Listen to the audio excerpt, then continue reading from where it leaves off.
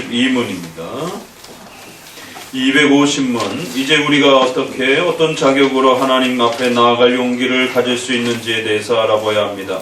왜냐하면 우리는 그럴 만한 자격을 도무지 갖추고 있지 못하기 때문입니다. 우리는 우리에 대한 약속들을 수용하고 있다는 것입니다.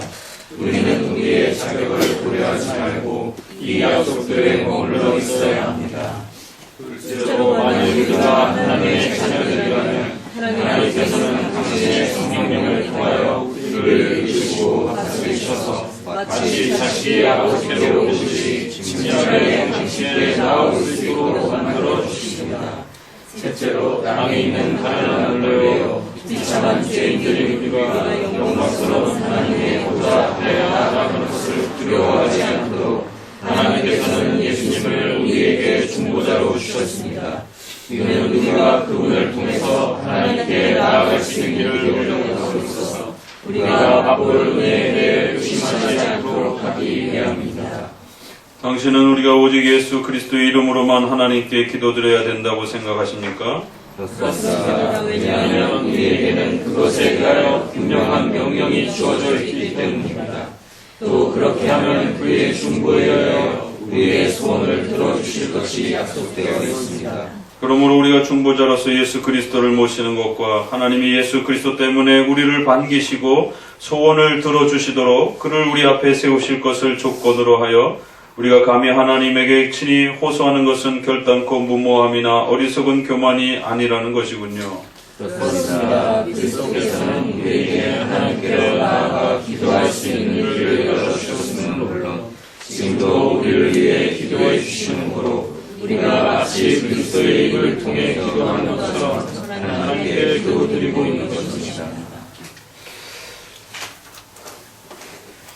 기도에 대한 오늘 본문은 효력에 대해서 가르치고 있습니다. 기도가 실제적으로 우리에게 이 효력을 나타내기 위해서는 누구에 의해서 어떠한 또 근거에 의해서 이 기도가 효력을 나타내는가? 과연 우리가 사용하는 이 기도라고 하는 이 엄청난 이 보물을 우리가 사용하는 데 있어서 이 기도가 어떤 누구의 힘에 의해서 이 기도가 이렇게 효력을 발휘하는가를 묻고 있습니다. 기도란 앞서서 계속해서 우리가 배워가고 있는 것처럼 전능하신 하나님의 도우심을 우리가 얻기도 하고 또 그 하나님의 주권과 하나님의 창조주로서 구원자로서의 위대함을 끊임없이 인정하고 또 고백하는 소중한 신앙의 행위라고 또 앞에서 계속 설명드려 왔습니다. 그만큼 이 기도라고 하는 것은 우리 기독교인에게 주어진 어마어마한 보물이요. 또 하나님의 도우심을 우리의 삶 속에서 우리가 또 실제적으로 사용할 수 있는 엄청난 그러한 도구입니다. 그렇기 때문에 기도라고 하는 이 귀한 신앙의 보물을 어떻게 사용해야 할지에 대해서 좀 더 구체적으로 바르게 배워가야 되는 것입니다. 오늘은 특별히 기도의 이 근원적인 효력은 그러면은 궁극적으로 어디로부터 오는 것이냐? 이렇게 엄청난 힘을 발휘하는 전능하신 하나님의 도움을 우리가 얻을 수 있는 하나님의 역사하심과 보살펴 주심과 하나님이 함께 해주시는 이러한 엄청난 이 도움을 받는 이 기도라고 하는 이 막강한 이 보물을 우리가 얻었는데 이것은 어디로부터 그 궁극적인 힘과 또 효력이 나타나는가? 어떻게, 어떤 자격으로 우리가 이러한 그 기도라고 하는 막강한 이 수단을 사용할 수 있겠는가? 라고 묻고 있습니다. 결국 이 흐름 안에서는 성령 하나님의 도우심으로 또 예수 그리스도의 중보에 의해서 하나님의 말씀 안에서 약속하신 그 토대 위에서 이루어지는 것입니다. 간단하지만 아주 중요한 기도의 근원적인 힘과 또 그 효력을 일으키는 근원적 원인을 우리에게 가르칩니다. 결국 이러한 표현에 있어서는 반대되는 또 그러한 그 내용들을 또 함께 고려하면서 생각해 보셔야 됩니다. 왜 이토록 상당히 많은 분량을 묻고 있습니다. 그 각각의 질문도 길고 답도 상당히 깁니다. 그래서 아주 많은 내용들이 기도와 관련해서 소개되어지면서 조목조목 이러한 기도의 효력과 관련된 근원적 원인은 어디로부터 오는지에 대해서 아주 좀 더 충분히 설명해내고 있습니다. 결국 이러한 것들을 지켜내야 되고 이러한 기도의 근원적 효력은 우리 자신으로부터 오는 것이 아니라 오직 예수 그리스도의 중보와 성령 하나님의 실제적인 도우심과 또 그 약속하신 말씀의 토대 위에서 이루어지는 것이다라고 하는 이러한 근본적 고백은 또 반대적으로 공로주의에 대한 또 이러한 위험들을 철저히 차단해내고 있는 것을 다시 한 번 더 보게 됩니다.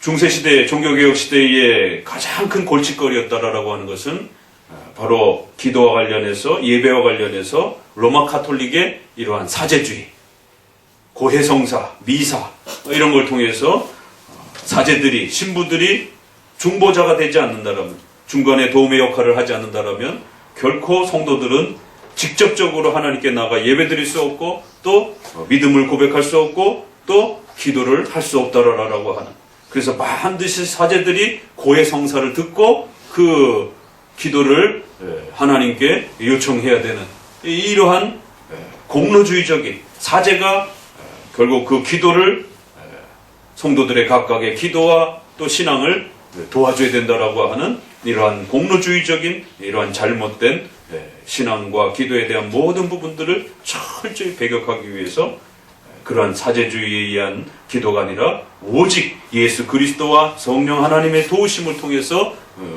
그 효력이 이루어지는 것입니다.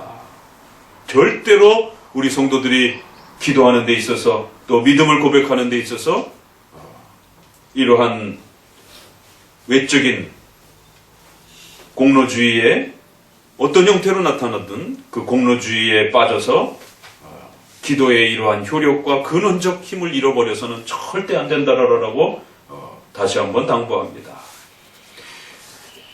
종교개혁 시대가 바로 이러한 사제주의의 공로를 배격하면서 오직 예수 그리스도와 성령 하나님의 도우심에 의해서 우리 성도들은 얼마든지 하나님 앞에 자유롭게 기도할 수 있다라고 하는 신앙적 자유로움을 이렇게 또 열어주었습니다. 자, 그러면 이러한 그 공로주의를 배격하면서 오직 예수 그리스도와 성령 하나님의 도우심으로 기도의 효력이 나타나는 것입니다라고 고백한 이 내용은 오늘 우리 시대에 읽어낼 때에 오늘 우리 시대의 공로주의는 뭐가 될까요? 과거에는 유형교회적인 그러한 잘못된 지나친 형식주의적인 그러한 외적인 공로주의가 문제를 일으켰다면 오늘 우리 시대에는 거꾸로 자기의 주관적인 감정에 지나치게 치우쳐서 결국 무형교회적인 자신의 신앙만 지나치게 강조하는, 결국엔 자신의 주관적인 감정과 자신의 주관적인 그러한 기도의 분량과 또 기도의 열심과 또 기도의 이러한 많은 또 행위들이 마치 공로가 되어서 어떤 능력을 발휘하는 것처럼 이 시대와는 전혀 다른 고민을 우린 또 하게 됩니다. 그러나 결국 공로주의는 똑같다는 것이, 외부적인 형식에 빠진 그러한 사제주의의 공로주의나 내적인 자기 마음에 자기의 열정과 눈물과 자신의 금식과 자신의 그러한 많은 에너지를 쏟아내는 그러한 기도의 이러한 그 체험들이 마치 하나님 앞에 기도 응답을 얻어낼 수 있는 중요한 근거가 되는 것처럼 결국 자신의 지나친 주관적 감정이 신앙의 그런 뜨거움이 마치 기도의 효력을 나타내는 것처럼 오늘 우리 시대는 바로 지나친 자기 감정이 자신의 기도의 열심과 노력이 마치 기도의 효력의 근원적인 원인인 것처럼 이렇게 착각하는 자기 주관적 또 이러한 공로주의에 빠져 있는 것을 보게 됩니다. 어떤 형태로 나타나는 공로주의든 외적인 형태로 나타나는 공로주의도 무서운 것이고 내적인 자기 열심에 입각해서 마치 기도가 이루어진 것처럼 그렇게 착각하는 자기 열심적, 자기 주관적 그런 공로주의도 역시 매한가지로 위험한 것입니다. 그래서 이것을 가장 잘 이용한 것이 바로 수능 100일 기도라든가 또 무슨 새벽 100일 작정 기도라든가, 그래서 그 날짜를 이렇게 채워주고 그 날짜를 마치 자기가 채우게 되면 마치 그것이 기도의 어떤 중요한 근거가 되는 것처럼, 마치 기도의 효력의 열매의 어떤 근원이 되는 것처럼, 그래서 그 100일을 채우기 위해서 아주 몸부림을 치게 되는, 그게 도대체 기도에 열심을 내는 건지 100일을 채우려고 열심을 내는 건지. 그래서 집안에 어떤 사정 때문에, 아니 몸이 아파갖고 하루를 빠뜨렸어요. 그러면은 목사님께 찾아와서, 목사님 100 하루를 하면 안 될까요? 하루를 놓쳤으니까. 이 결국에는 자기의 열정과 자신의 어떤 그러한 많은 이런 기도의 퍼포먼스들이 결국 공로주의가 돼버려서 마치 그 100일을 꼭 채워야만이 기도가 응답이 되는 것처럼, 이러한 자기 주관적 공로주의적 기도의 효력에 대한 이해도 굉장히 위험한 것입니다. 그래서 그러한 특별한 특정한 기도의 퍼포먼스들을 교회가 자꾸 이용하는 겁니다. 기도를 안 하는 것도, 나태하고 게을러져서 기도를 안 하는 것도 문제입니다. 그러나 지나치게 개인의 그 욕심과 욕망들을 마치 그 개인의 열심과 그 개인의 열정에 의해서 마치 기도가 응답되어지는 것처럼 교회가 프로그램을 자꾸만 그렇게 남용하는 것도 역시 문제가 되는 것입니다. 중세시대가 바로 그러한 것들을 이용해서 외적인 형태로 기도 공로주의에, 사제 공로주의에 빠졌다라면, 오늘날은 개인의 그러한 욕구와 욕망과 소원 성취라고 하는 이런 다양한 그 인간의 욕구들을 교묘하게 이용을 해서 결국 그것을 교회의 봉사와 헌신으로 유도하면서 또 개인의 그 소원 성취를 또 끌어내는, 서로 윈윈하는 결국 이러한 형태로 기도가 망가지는 형태는 결국 외적인 공로주의나 내적인 공로주의는 모두 다 마치 기도가 공로, 자신들의 공로에 의해서 이루어지는 것처럼 이렇게 착각하게 되면 큰일 납니다. 100일을 기도해도 하나님이 응답 안 해주시면 어쩔 겁니까? 이러한 부분들이 결국에는 공로주의적 기도의 이 팽배함들이 지나치게 오늘날 결국 교회를 파괴하는 또 다른 요소가 되는 것입니다. 그래서 최근에는 관상기도라든가 또 이래가지고는 내적인 하나님의 음성을 듣는다라고, 결국 다 직통계시의 그런 변형들입니다. 그래서 관상기도의 경험을 한 성도와 그렇지 못한 성도, 결국 자신의 그 주관적 경험과 이러한 부분들이 또 다른 하나의 공로주의가 되어서 그러한 경험을 한 성도와 그렇지 못한 성도, 과거의 60년대, 70년대는 방언기도를 한 성도와 방언기도를 하지 못한 성도, 그리고 또 조금 지나면은 이제 여러 가지 금식기도에 붐이 불면서 그런 20일, 40일, 성도들은 20일 정도, 목회자들은 40일 금식기도를 한 분과 하지 않은 분들, 이렇게 나눠지기 시작하고, 명성교회를 중심으로 해서 새벽기도 운동들이 벌어지면서 새벽기도, 100일기도, 또 1000일기도를 한 성도와 하지 못한 성도로 이렇게 나눠지면서 결국 그 공로성을 지나치게, 그래서 그것을 또 참여한 사람들은 어깨에 힘이 들어가면서 마치 자신이 대단한 어떤 일을 행한 것처럼, 또 그런 여러 가지 직장과 가정에 또 여러 가지 또 개인의 몸에 어떤 질병과 여러 가지 이유 때문에 그러한 프로그램에 참석하지 못한 그러한 성도들을 향해서 마치 2등 신자, 3등 신자처럼 그렇게 취급하는, 또 본인 스스로도 그러한 프로그램에 참여하지 못했기 때문에 하나님이 응답해 주시지 않을 거다라고 하는 이런 자괴감 속에 또 지나친 자격지심에 빠지기도 하는, 온갖 공로주의가 결국 성도들의 이 기도의 막강한 보물을 망가뜨리는 이러한 일들을 보게 됩니다. 자, 그래서 오늘 본문은 다시 한번 외적이건 내적인 건 어떤 형태로든 공로주의에 절대로 성도들이 마음에 빼앗겨서는 안 된다는 겁니다. 기도의 실제적인 효력은 어떻게, 어떤 자격으로 하나님 앞에 나아갈 용기, 이 문장이 참 멋있는 겁니다. 그래서 우리가 생각하면서 교리문답의 문장을 읽게 되면 그 문장들이 가슴을 울립니다. 야, 어떻게 이런 문장이 나올 수 있었을까? 우리는 어떻게 어떤 자격으로 하나님 앞에 나아갈 용기를 갖게 됩니까? 하나님 앞으로 잘못 나가면 죽습니다. 함부로 나갔다간 죽습니다. 그렇기 때문에 어떻게 어떤 자격으로 우리가 하나님 앞에 나아가 이 막강한 하나님 도와주세요. 기도라고 하는 어마어마한 이 보물을 사용할 수 있는 이 엄청난 용기를 우리가 이러한 또 은혜의 수단을 가질 수 있게 되었느냐라는 거예요. 그것은 바로 첫째, 하나님이 우리를 사랑하여 주셔서 우리에게 약속, 성경이라고 하는 귀한 가르침을 통하여 하나님의 약속을 우리에게 남겨주셨다는 거예요. 그래서 반드시 기도란 이 성경에 합한 기도가 되어야 된다는 겁니다. 교리를 모르고 기도한다고요? 그건 가짜 기도입니다. 교리, 성경을 모르고 기도한다고요? 그건 자기 주장일 뿐인 것이에요. 그래서 반드시 성경을 배워가면서 교리를 공부하면서 하나님이 어떤 약속들을 우리에게 주셨는지를 공부해가면서 기도하셔야 되는 것이에요. 하나님이 약속하지 않은 것들은 절대로 응답하지 않습니다. 하나님이 약속해 주셨기 때문에 그 약속 안에서 우리는 기도할 수 있는 용기를 갖는 겁니다. 그리고 실제적으로 우리의 마음과 의지가 기도에 열심을 내고 또 시간을 내야 되고 또 많은 행동들을 또 이렇게 드러내야 하는데 나태하고 게을러서 또 귀찮아서 또 마음이 또 기도하고 싶다가도 또 물러나기도 하고 여러 가지 우리의 주변 형편 때문에 내 마음이지만 그 마음조차도 기도에 전념하지 못하는 이러한 또 연약함을 보이는 것이에요.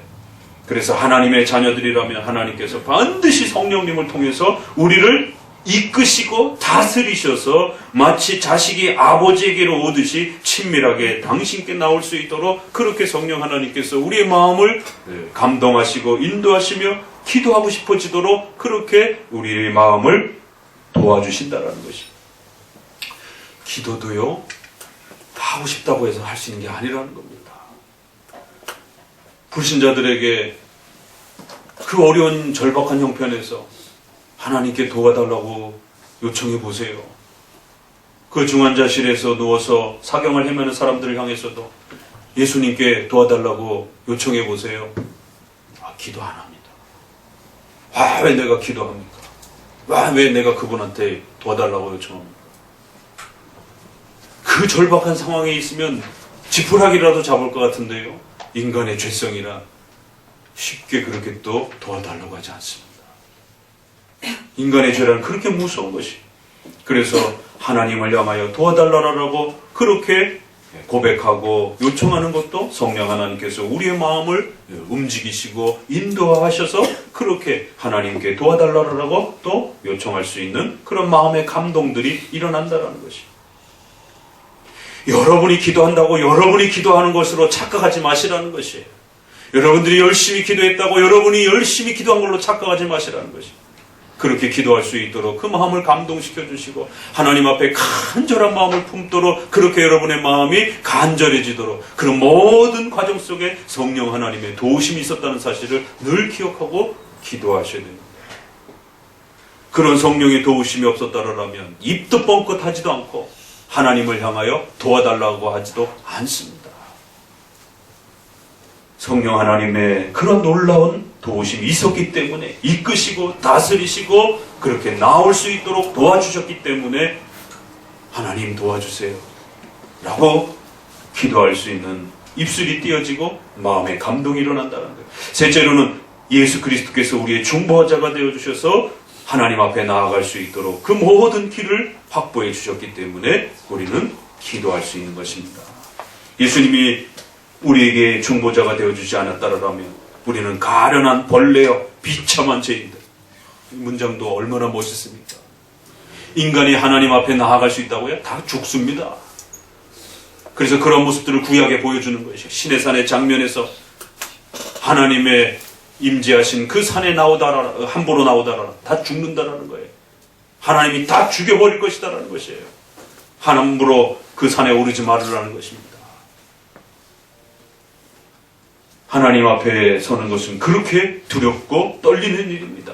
죄인들이 하나님 앞에 섰다간 다 죽습니다. 불타 죽기도 하고 온갖 심판으로 멸해지는 것이에요. 땅에 있는 가련한 벌레, 비참한 죄인들인 우리, 벌레만도 못한 그러한 하나님 앞에 진노와 정죄를 받아 영원히 지옥에서 벌받아야 하는 그런 가련한 벌레요 비참한 죄인들이 하나님께 도움을 요청할 수 있다고요? 천만의 말씀입니다. 형벌과 진노를 지금 받아야 될 자들이라는 것이, 도움은커녕 하나님 앞에 영원히 벌을 받아야 되는 그런 자들이라는 겁니다.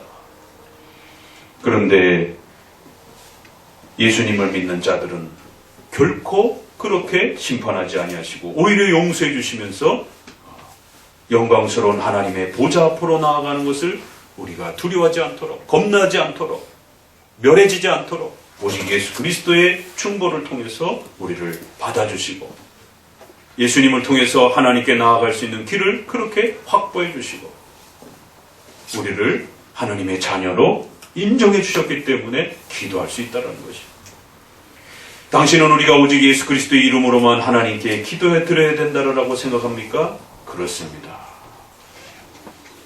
그러므로 우리가 중보자 예수 그리스도를 모시는 것과 하나님이 예수 그리스도 때문에 우리를 반기시고 소원을 들어주시도록 그를 우리 앞에 세우실 것을 조건으로 하여 하나님에게 호소하도록 그렇게 은혜를, 기도의 은혜를 주셨는 것입니까?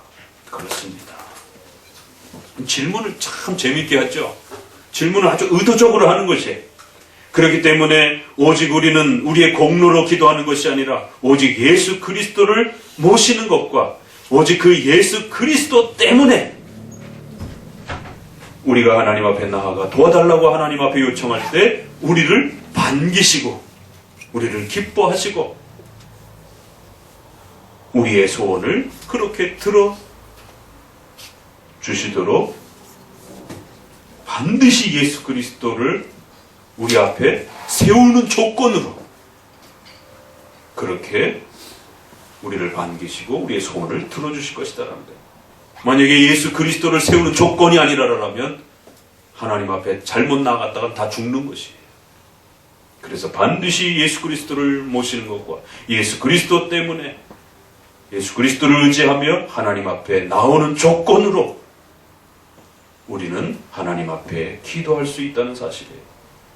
그리스도께서는 우리가 하나님께로 나아가 기도할 수 있는 길을 열어주셨으면 물론 지금도 우리를 위해 하나님 보좌 우편에서 그렇게 기도해 주시는 거로 우리가 마치 그리스도의 입을 통하여 기도하는 것처럼 하나님께 기도드리고 있는 것입니다.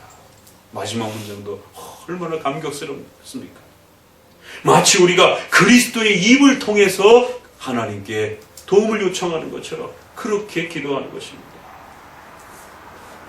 우리 자신의 그러한 작정 기도와 금식 기도와 그러한 또 열심으로 기도가 응답됐다고요? 천만의 말씀입니다. 의기양양하거나 교만해 하시면 큰일 납니다. 오직 예수 그리스도의 이러한 은혜를 통해서 성령 하나님의 도우심을 통해서 하나님이 주신 그 약속의 발판 위에서 우리는 하나님께 기도할 수 있는 것이고 그래서 그 기도의 응답을 받았을 때도 결코 교만해하서는 안 되시고 오직 하나님 앞에 감사하며 또 영광을 돌릴 뿐인 것이에요. 그리고 그러한 기도가 우리가 요청한 만큼에 있어서 조금 우리가 생각한 것만큼 그렇게 또 금방 또 그러한 분량만큼 주어지지 않는다 할지라도 하나님의 뜻과 때를 기다려야 되는 것이에요. 왜요? 우리의 공로로 인해서 그 기도 응답이 주어지는 게 아니기 때문에 하나님께서 계획하신 바대로 하나님이 약속하신 바대로 성령 하나님과 예수 그리스도의 도우심을 통해서 그 기도가 진행되고 이루어져 가는 것입니다. 그래서 급한 거면 빨리 응답해 주는 것이고 조금 더 성숙시켜서 더 좋은 열매들을 주시고자 하신다라면 시간을 지연시키기도 하시는 것이고 하나님의 약속에 따라 얼마든지 당장 또 아니면 천천히 아니면 어떤 기도들은 우리의 자손들을 통해서 열매가 맺기도 하고 또 그러한 역사가 일어나는 것이 이처럼 기도란 우리의 공로와 우리의 욕구를 따라서 이루어지는 것이 아니라 오직 성령 하나님의 도우심과 예수 그리스도의 중보를 통해서 효력이 나타나고 그런 자격과 조건으로 이루어진다는 사실을 명심하셔야 됩니다.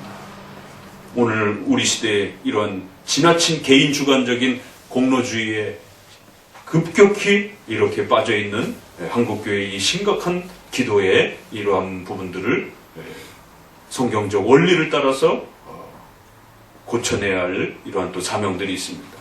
그래서 한편으로는 기도하지 않는 나태함과 게으름들과 싸워가야 하고, 또 한편으로는 기도가 공로주의가 돼가지고 의기양양해지는 그러한 또 자칫 지나친 거만함에 또 이러한 교만함으로 빠지는 기도 공로주의들을 또 반드시 또 막아내야 하는 것입니다.